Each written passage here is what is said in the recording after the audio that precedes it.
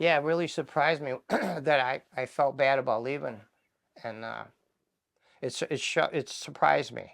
I didn't see it coming.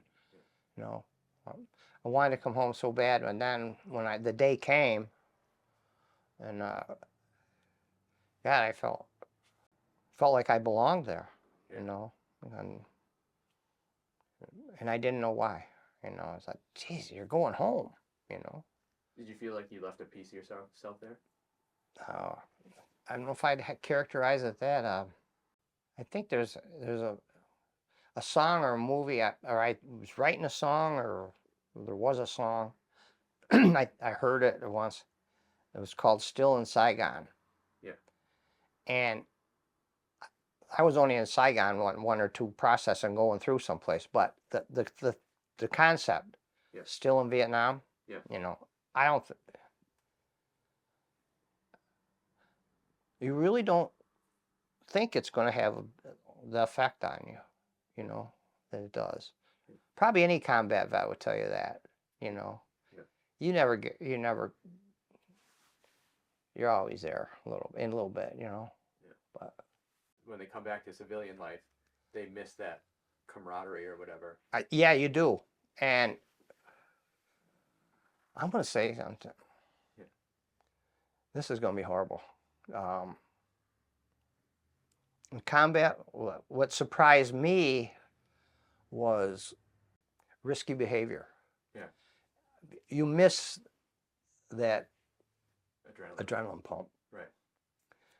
You know, I'm ashamed to say, but you know, if you're in a firefight or something, Yeah. afterwards, when it's over and you know it's over, and like everything's taken care of, especially if nobody got hurt, you're just freaking wired. Yeah. You know, Yeah. wired. It took me a long time to figure that out, and that's what they say. You try to get subconsciously, Yeah. you try to get that rush back. You Right. know, but like coming into a hot LZ, you know, they pick you up, you go, and the pilot runs around. He says it's hot, you know, Yeah. and which basically he's saying, get off my helicopter as quick as you can. Right. Or just, you know, you get some intelligence and they say, they're bringing the birds in, we're picking you up. Being in the helicopter going someplace you don't know what you're going into. Yeah. You know, it was weird. When I got home, I don't know. I used to get Soldier of Fortune magazine. You know, look, they'd have ads. Yeah. You know, you can go to Angola, or you can go here. You know, you go. Yeah. You know, so nah. Just for the rush, huh? Huh? Just for the rush.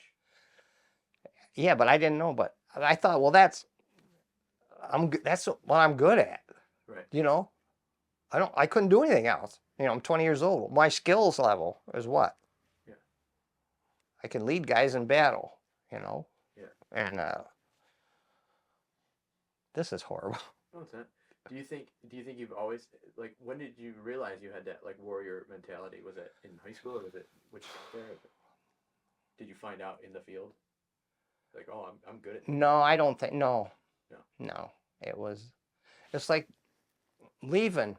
You know, all you want to do 365 days, count the days and go home. And then you're on the chopper going home. You say, well, I can't go home. You know.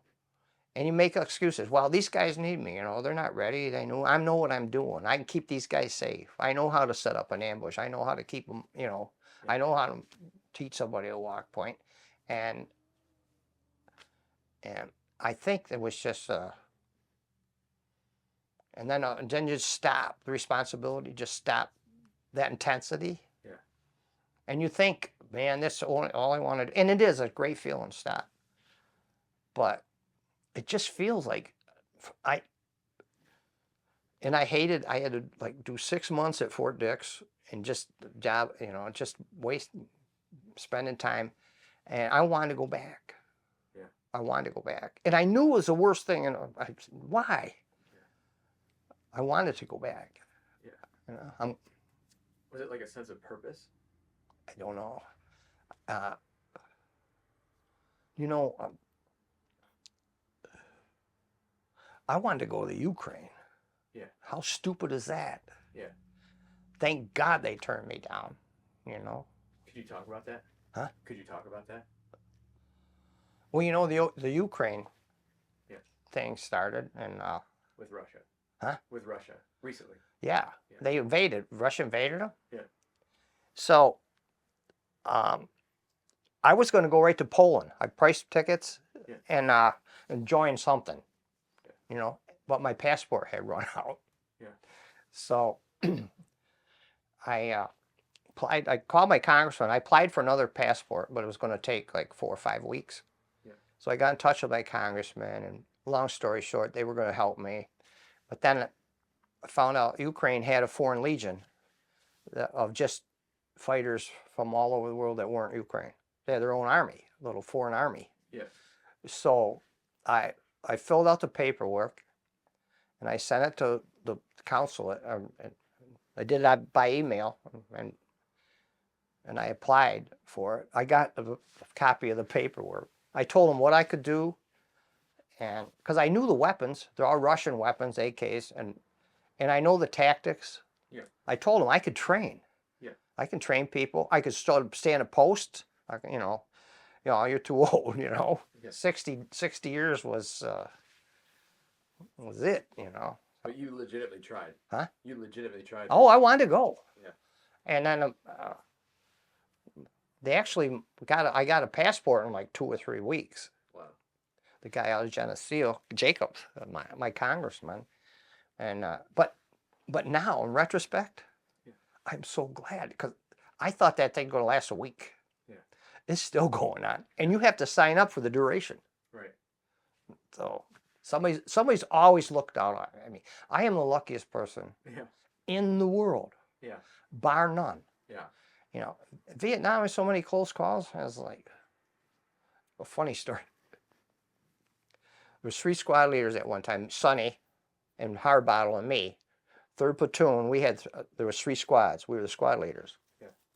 So we're setting up on this hill one night, and we're trying to figure out how many foxholes that we wanted. So we're sitting here talking like right here like this. Yeah. And bam, a mortar round hits about 20, 30 feet away. Yeah. So we jump in a foxhole. Yeah. And Harbottle says, I got a piece. I got a piece. And Sonny says, me too. It's burning. And I'm looking nothing, you know. And so they each got a little piece of shrapnel, you know. So now we're calling them medevacs. Yeah. They're laughing. Yeah. They're sitting around, you know. Doc's got them all patched up, you know, and they're going back to the rear, yeah. You know. And so now I'm stuck with 3 squads and a really hairy area. Yeah. And they're back having ice cream or some shit, you know. Yeah. And they're rubbing it in on the way, they're telling me. And they got Purple Hearts. Yeah. You know? Yeah. Didn't you get a Purple Heart? No. You didn't? I got hit friendly fire. Yeah. I had just a piece of shrapnel in my yeah. But now these guys, you know, they're gone 2 or 3 days, seeing movies and, you know, eating ice cream and flirting with nurses, and when they couldn't wait to get back and rub it in either, you know. Yeah. Got Purple Hearts.